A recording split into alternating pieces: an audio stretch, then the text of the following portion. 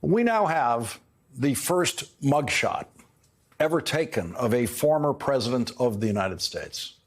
Here is Donald Trump's mugshot, which will instantly become the most famous mugshot in the history of photography.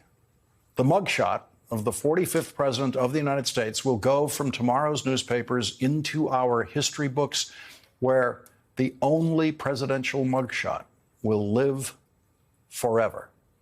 American high school history students will be looking at that photograph for hundreds of years. That mugshot will define the low point in the history of the American presidency. That mugshot will soon be everywhere in our lives. It will be on T-shirts, coffee mugs, napkins, toilet paper. This Christmas, you will see people give and receive gifts with that mugshot on them.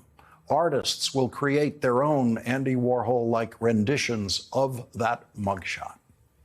We are still publishing biographies of Abraham Lincoln 158 years after he was assassinated. We will still be publishing biographies of Donald Trump 158 years from now and 300 years from now. And each of those books will contain that mugshot. That mugshot will eventually be seen by more people than any other picture of an American president. Most of us carry pictures of American presidents in our pockets every day.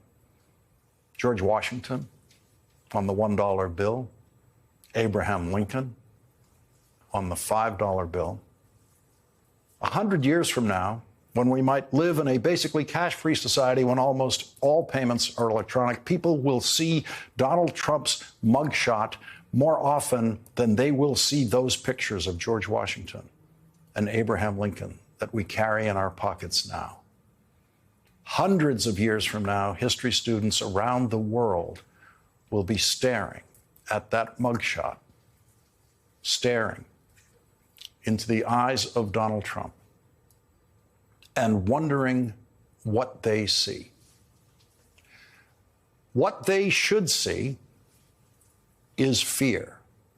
Donald Trump's fear of what can happen in a country where no one is above the law. What they should see is stupidity, the stupidity that made Donald Trump a criminal defendant.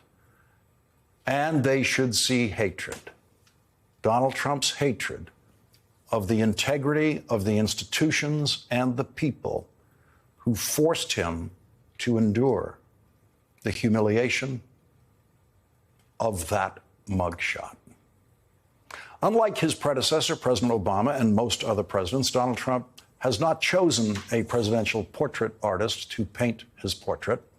Like the many portraits of previous presidents that hang in the White House now, tonight, in a snap, a booking camera in Fulton County, Georgia, created Donald Trump's presidential portrait.